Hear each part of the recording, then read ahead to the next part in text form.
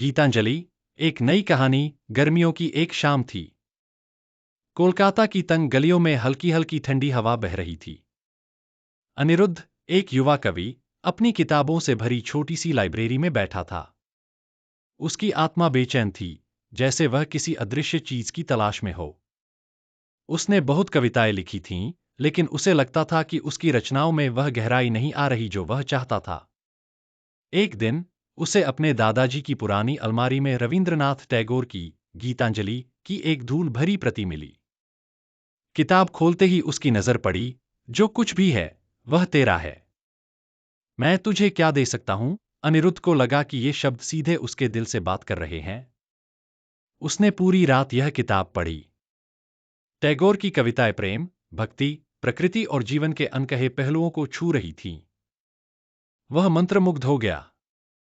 अगली सुबह वह नदी किनारे चला गया।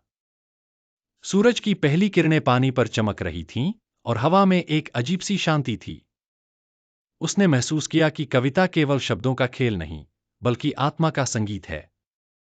गीतांजलि की कविताओं ने उसे सिखाया कि सच्ची रचना वही होती है जो हृदय से निकले और ईश्वर से जुड़े। उस दिन अनिरुद्ध ने एक नई कविता लिखी, मैंने खुद को खो दिया और तुझे पा लिया। यह उसकी सबसे सुंदर कविता थी, जिसमें प्रेम, समर्पण और आध्यात्मिकता का अद्भुत संगम था। सीख। गीतांजलि सिर्फ एक काव्य संग्रह नहीं, बल्कि आत्मा की पुकार है। यह हमें सिखाती है कि सच्ची कला वही है जो हृदय को छू जाए और ईश्वर के करीब ले जाए। जब हम खुद को खोकर किसी बड़े उद्देश्य में समर्पित करते हैं, तभी हमें असली शांति और आनंद मिलता है।